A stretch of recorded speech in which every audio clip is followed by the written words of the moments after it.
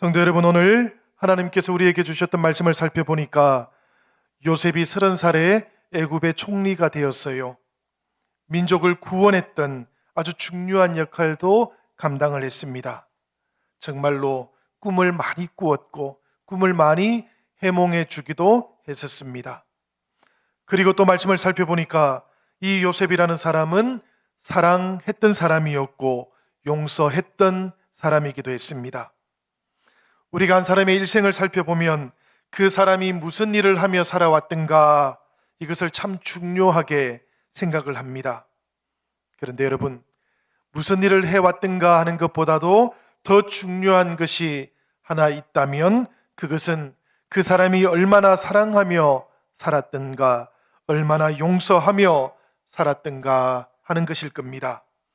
직업이라든지 업적, 이런 것들은 사람의 됨됨이를 부분적으로 보여주는 것이지만 얼마나 사랑하며 살았던가, 얼마나 용서하며 살아왔던가 하는 것은 그 사람의 됨됨이 전체를 보여주기 때문입니다.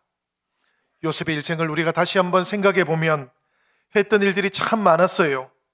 그러나 그 모든 했던 일보다도 더 훌륭했던 것 한 가지는 이 사람이 사랑했던 사람, 용서했던 사람이라는 데 있는 것 같습니다.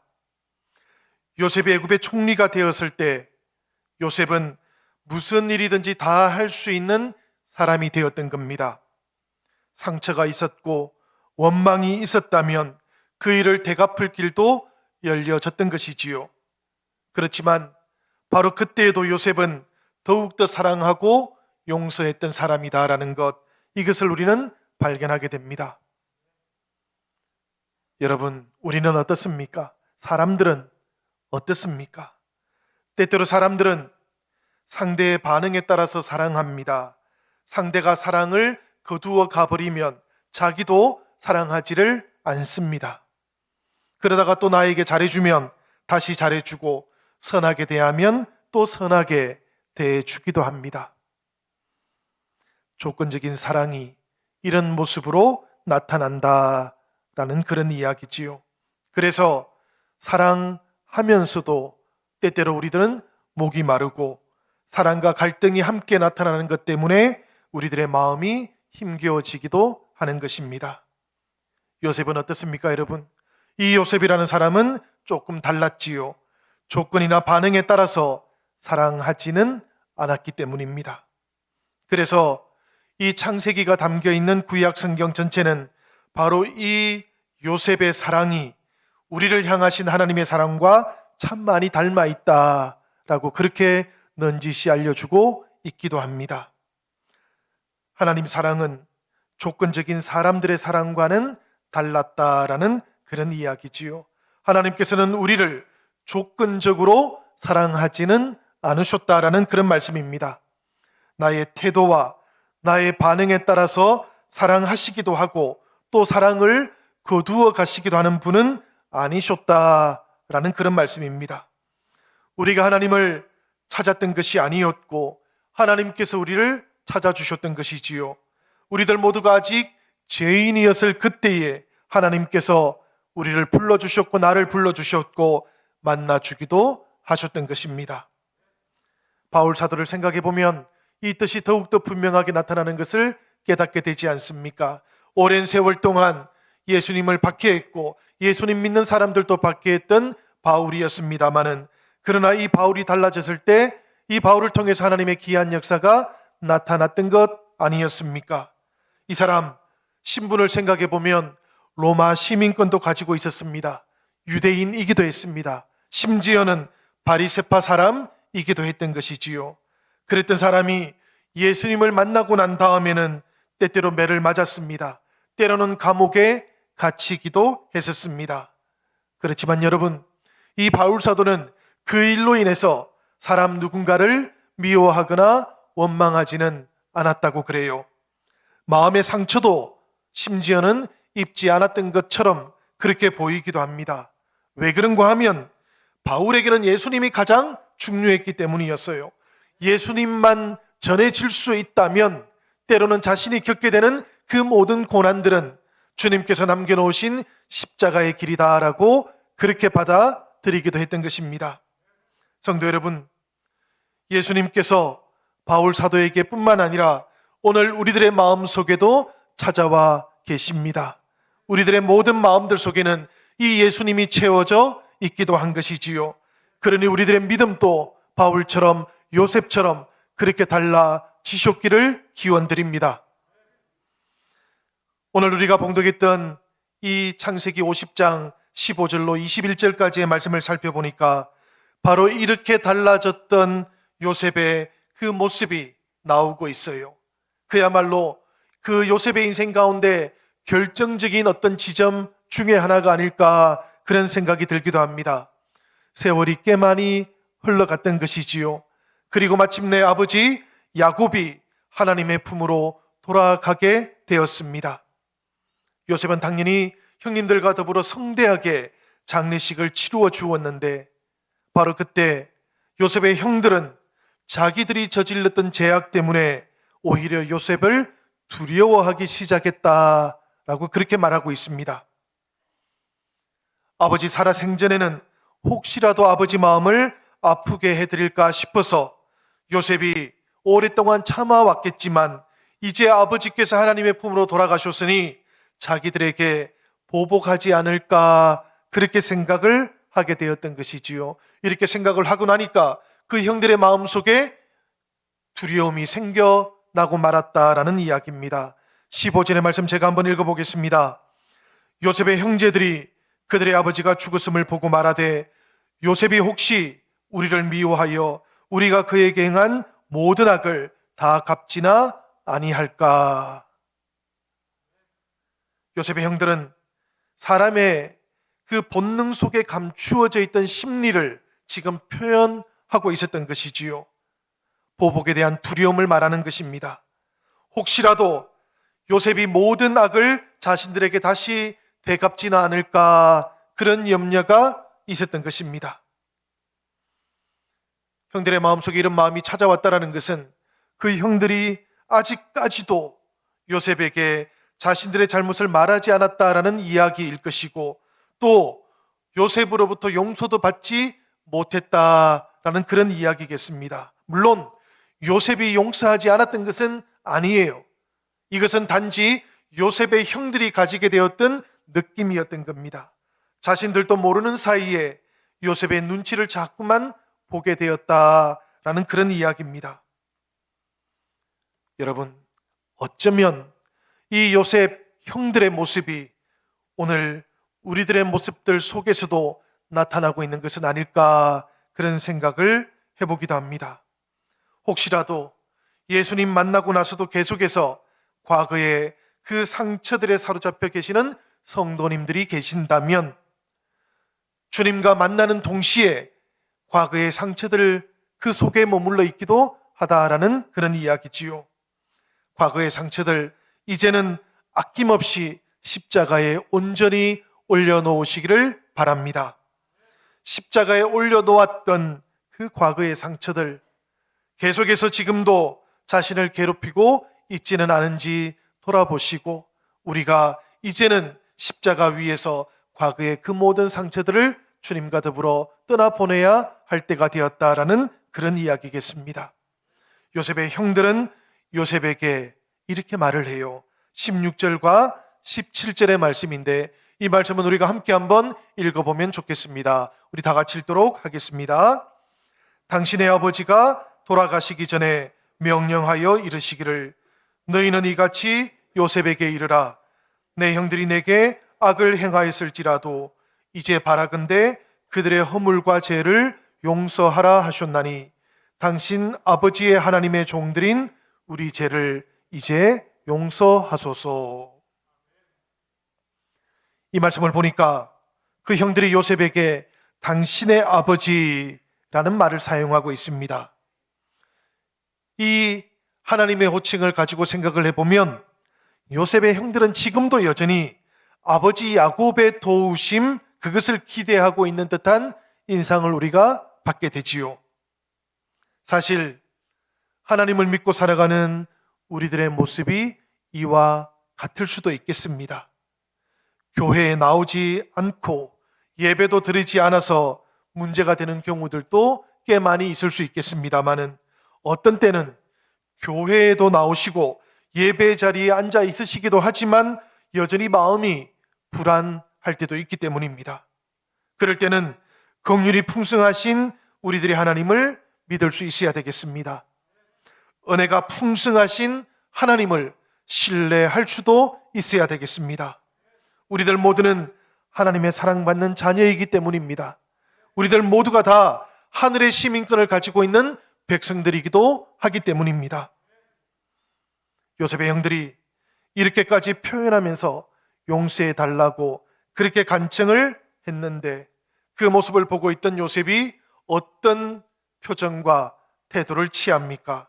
17절 마지막 부분을 보니까 그들이 하는 말을 요셉이 듣고 울었다라고 그렇게 표현하고 있지 않습니까?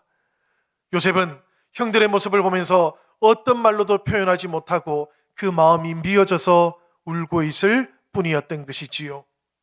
그런데 그 형들은 요셉의 그 마음을 다 헤아렸는지 아닌지 알 수가 없습니다. 그래서 다시 요셉을 찾아와서는 그 앞에 엎드리고 우리가 당신의 종들이다 라고 그렇게 고백해요. 요셉의 형들이 요셉에게 우리가 당신의 종들입니다 라고 이렇게 고백했던 것인데, 그러자 요셉이 이번에는 말을 통해서 자신의 마음을 알려주기 시작했던 것입니다. 19절부터 21절까지의 말씀, 이 말씀 우리가 함께 읽어보도록 하겠습니다. 요셉이 그들에게 이르되 두려워하지 마소서, 내가 하나님을 대신하리이까. 당신들은 나를 헤아려 하였으나 하나님은 그것을 선으로 바꾸사 오늘과 같이 많은 백성의 생명을 구원하게 하시려 하셨나니 당신들은 두려워하지 마소서, 내가 당신들과 당신들의 자녀를 기르리이다 하고 그들을 간곡한 말로 위로하였더라. 여러분, 이 말씀을 보면 요셉은 지금 모든 일을 다 할 수 있던 위치에 있었습니다마는 그럼에도 불구하고 그 형님들을 향하여 아주 간곡한 마음으로 위로를 해주었다 그럽니다. 이게 참 쉬운 일은 아니지 않습니까, 여러분? 사랑하는 일도 쉽지 않고요, 용서하는 일도 쉽지가 않습니다. 그런데 어려워 보인다고 할지라도 이 일은 하고 나면 새 힘을 얻는 길이기도 합니다. 그 새로운 길을 얻고 나면 그 다음이 또 보이기도 하는 것이지요. 요셉도 지금 자신의 경험을 통해서 이 사실을 우리들에게 알려주고 있기도 한 것입니다. 요셉이 지금 그 형들에게 대답을 하면서 표현하고 있는 자기 신앙은 대략 3가지 정도로 요약이 되겠습니다. 첫 번째는 보니까 자신이 하나님을 대신할 수 없다라는 고백이었고, 두 번째는 보니까 하나님께서는 악을 선으로 바꾸시는 분이다라는 고백이었습니다. 그리고 세 번째는 보니까 요셉 자신이 형님들과 그 후손들을 책임지고 모시겠다라는 그런 고백이었어요. 우리가 이 말씀들을 조금 더 살펴보면 좋을 것 같습니다. 첫 번째로는 보니까 요셉이 그 형님들에게 내가 하나님을 대신할 수는 없습니다라고 이렇게 고백을 했다 그래요. 이것은 내가 어찌 하나님을 대신해서 원수를 갚을 수 있겠습니까? 라는 그런 고백이었던 것이지요. 한마디로 말하면 요셉은 어떤 경우에도 영적인 월권 행위는 하지 않겠습니다라는 그런 고백을 했던 겁니다. 하나님께서 하실 일, 사람이 대신 하거나 간섭하는 것, 이것은 본분에 어울리지 않는 일이다라고 그렇게 고백을 했던 것입니다. 때때로 우리들도 하나님을 향해서 이렇게 고백할 때가 있지 않습니까? 하나님께서는 인간의 생사복을 주관하시는 분이십니다. 온 역사를 주관하시는 주권을 가지고 계시는 분이십니다라고 이렇게 고백을 합니다. 그렇지만 여러분, 이렇게 하나님을 향해서 고백하지만 동시에 우리들의 일상 가운데 구체적으로 슬픈 일이 생기거나 억울한 일이 생기게 되면 그때에는 우리가 어떻게 태도를 취하십니까? 하나님을 향해서 역사를 주관하시는 분이라고, 생사복을 주관하시는 분이라고 고백했던 것처럼 그렇게 태도를 취하시고 또 우리의 말과 행동을 정하고 계시는지 오늘 이 사순절을 보내면서 우리가 살펴볼 수 있으면 좋겠습니다. 여러분, 우리가 신명기 32장 35절의 말씀을 보면 이런 말씀이 나오고 있습니다. 그들이 실족할 그때에 내가 보복하리라. 그들의 환난 날이 가까우니 그들에게 닥칠 그 일이 속히 오리로다. 이 말씀의 뜻이 여러분 어떤 뜻일까요? 말씀의 뜻을 우리가 살펴보기 위해서 세번역 성경으로 이 말씀을 다시 한번 읽어 보도록 하겠습니다. 세번역 성경으로 이 말씀을 읽으면 이런 뜻이 되겠습니다. 원수 갚는 것은 내가 하는 일이니 내가 갚는다. 원수들이 넘어질 때가 곧 온다. 재난의 날이 가깝고 멸망의 때가 그들에게 곧 덮친다. 이 말씀을 보면 그야말로 하나님께서 하시는 일이 있다라는 이야기입니다. 하나님께서 이 세상과 역사 가운데 하나님의 주권을 나타내시기도 하신다라는 이야기지요. 하나님의 그 주권을 인정하고 고백하는 성도들이라면 하나님 앞에서 때때로 우리의 마음은, 우리의 생각은 앞서간다고 할지라도 하나님의 그 주권 앞에 멈춰 서기도 해야 된다라는 그런 이야기겠습니다. 그렇게 멈춰 서고 하나님의 주권을 인정하게 될 그때에 우리의 삶을 통해서, 우리의 순종을 통해서, 우리의 멈춤을 통해서 하나님께서는 자신의 역사를 이 땅 가운데 이루어 가시는 분이시다라고 그렇게 말씀하고 있는 것이지요. 신약 성경을 보면 이 동일한 말씀에 대한 인용이 로마서에 나오고 있습니다. 로마서 12장 19절에서 21절까지의 말씀인데 이 말씀 우리가 다 함께 한번 읽어보도록 하겠습니다. 내 사랑하는 자들아, 너희가 친히 원수를 갚지 말고 하나님의 진노하심에 맡기라. 기록되었으되 원수 갚는 것이 내게 있으니 내가 갚으리라고 주께서 말씀하시니라. 내 원수가 줄이거든 먹이고 목마르거든 마시게 하라. 그리함으로 내가 숯불을 그 머리에 쌓아 놓으리라. 악에게 지지 말고 선으로 악을 이기라. 우리가 지금 구약 성경의 말씀을 한 절 읽었고요, 신약 성경에 나오는 말씀을 또 한 절 읽었습니다마는 사실 성경 여러 곳에서는 사람이 사람에게 보복을 하거나 원수 갚는 것, 이것을 금지하셨던 하나님의 규정들과 우리는 자주 만나게 됩니다. 일상생활 속에서 이렇게 하나님의 말씀 지키면서 또 순종하면서 살아가는 것, 이것이 쉽지는 않다고 할지라도 하나님께서는 성도들에게 이것을 명령해 놓으셨던 것이지요. 이 순종의 길을 선택하는 동안 하나님의 주권이 온전히 이 땅 가운데 나타날 것이기 때문에 그렇습니다. 여러분, 우리의 마음에 생기는 그 감정을 표현하는 것보다 하나님의 주권이 이 세상 가운데 나타나는 것이 우리들에게도 더욱더 선하고 의로운 줄 믿습니다. 하나님께서는 그런 고백, 그런 순종을 통해서 우리들의 삶 가운데도 형통의 길을 열어주시고 공의의 길을 열어가신다라는 것, 이것을 오늘 우리들이 꼭 기억할 수 있기를 바랍니다. 요셉이 품었던 두 번째 신앙의 고백은 이런 내용이었습니다. 당신들은 나를 해하려고 하였지만 하나님께서는 그것을 선으로 바꾸시고 만민의 생명을 구원해 주셨습니다. 이 말씀을 보면 그야말로 하나님께서 행하시는 일들을 요셉은 전적으로 인정하고 있었던 것이지요. 로마서 8장 28절에는 우리가 잘 알고 있는, 암송하고 있는 이런 말씀이 나오고 있습니다. 우리가 알거니와 하나님을 사랑하는 자, 곧 그의 뜻대로 부르심을 입은 자들에게는 모든 것이 협력하여 선을 이루느니라.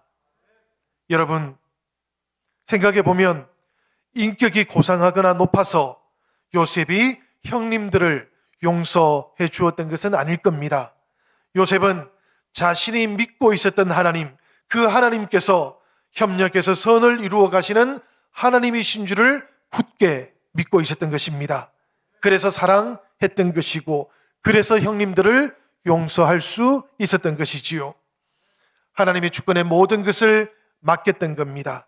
악한 행위까지도 선하게 사용하시는 그 하나님의 주권을 요셉은 철저하게, 그야말로 철저하게 신뢰했던 것이지요.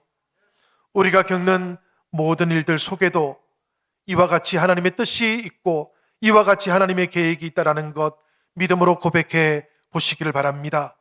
우리의 믿음의 그 고백으로부터 새로운 길이 열릴 것이고 새로운 소망이 삭트는 4월을 우리들 모두가 맞이할 수 있게 될 겁니다. 요셉은 그랬기 때문에 믿은 대로 형통케 하시는 은혜의 하나님, 그 축복 속에서 살아갈 수 있게 되었던 것이지요. 요셉이 만났던 모든 억울하고 또 불행했던 일들, 하나님께서는 사랑과 은혜로 연결시켜 주셨기 때문입니다. 문제가 하나 있습니다, 여러분.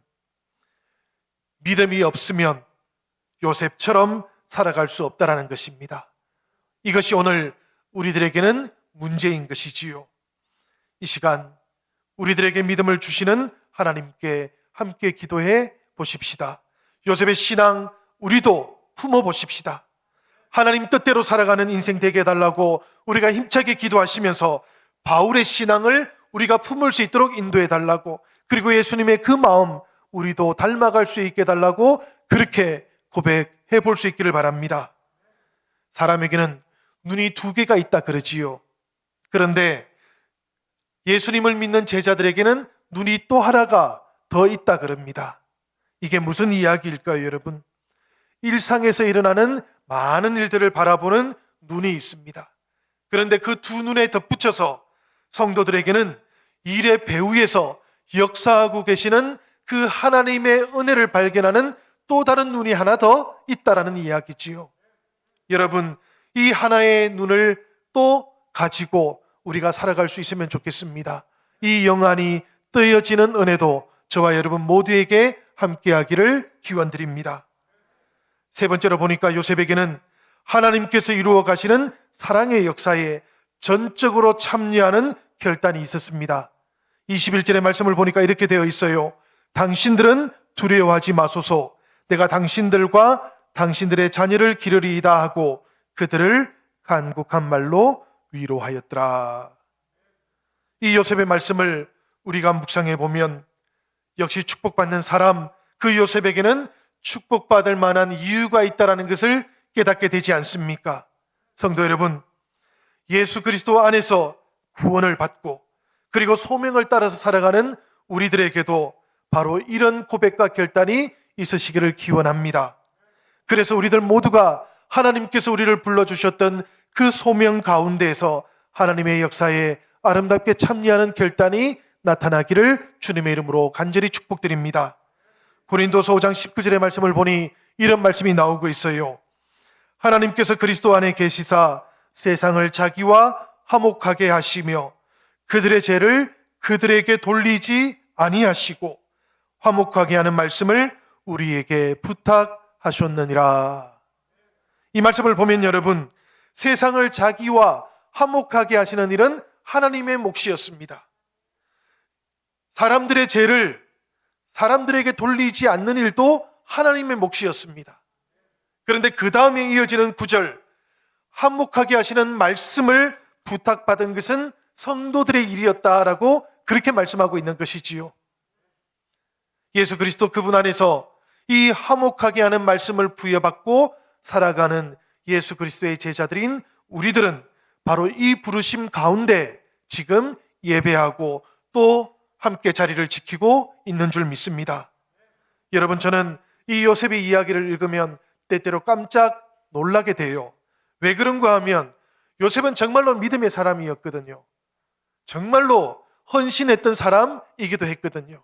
그런데도 불구하고 이 창세기 속에는 요셉이 하나님을 향해서 신뢰했다라는 표현은 안 나옵니다. 요셉이 하나님을 향해서 기도했다라는 표현도 나오지를 않아요. 그 대신에 무엇이 나오고 있는가 하면 그럼에도 불구하고 이 요셉을 축복하시고 형통하게 하셨던 하나님만 나오고 있습니다. 이것은 요셉이 기도하지 않았다라는 말은 아닐 겁니다. 그렇지만 성경은 아주 분명하게 요셉을 향한 하나님의 은혜, 형통케 하시는 하나님의 역사가 어떤 모습으로 나타나는지를 아주 분명하게 나타내기 위해서 이런 기법을 사용했던 것이겠지요. 거의 일방적이다 싶을 만큼 하나님께서는 요셉에게 은혜를 베풀어 주셨고 그 인생이 형통할 수 있도록 그렇게 인도해 주셨던 것입니다. 살아왔던 그 인생을 살펴보면 요셉은 주어졌던 환경 속에서 힘없이 당했던 사람처럼 보이기도 했습니다. 형들이 구덩이에 던져 넣었을 때 그러했고요. 노예로 팔아버렸을 때에도 그러했습니다. 보디발 아내의 그 계략에 빠져서 감옥에 갇혀버렸을 그때에도 그 모든 일들 속에서 요셉은 그저 힘없이 당하기만 했던 사람처럼 그렇게 보이기도 했습니다. 그렇지만 오늘 우리에게 주셨던 이 말씀들을 통해서 살펴보니까 요셉은 그런 사람이 아니었던 겁니다. 자포자기했던 사람도 아니었다라는 것을 깨닫게 됩니다. 왜냐하면 이 요셉의 마음 밑바닥에는 표현되지 않았지만 요셉을 지키고 있었던 든든한 그 무엇인가가 있었기 때문이에요. 말해보자면 하나님을 향한 든든한 신뢰가 이 요셉의 마음속에 늘 함께하고 있었기 때문입니다. 그랬기 때문에 그 마음 밑바닥에서부터 당신들은 나를 해치려고 하지만 하나님께서는 오히려 그것을 선으로 바꾸시고 오늘과 같이 수많은 사람의 생명을 구원해 주셨습니다라고 이렇게 고백할 수 있게 되었던 것입니다. 사순절 5번째 주일을 맞이한 오늘 우리들 모두의 마음속에도 이런 고백이 함께하기를 주님의 이름으로 간절히 축원드립니다. 힘든 일, 억울한 일, 혹은 분한 일들을 우리가 경험할 수가 있겠습니다마는 그 모든 일들 이제는 십자가 위에 우리가 다 올려놓을 수 있기를 바랍니다. 그리고 믿음의 눈을 들어서 주님을 바라보시고 또 하나님을 의지할 수 있기를 바랍니다. 우리가 주님을 바라볼 때 주님의 새로운 역사가 우리 모두의 믿음과 삶 가운데 아름답게 펼쳐지게 되실 겁니다. 이 주님의 은혜를 우리가 굳게 의지하며 이 시간 함께 기도하며 나아가면 좋겠습니다.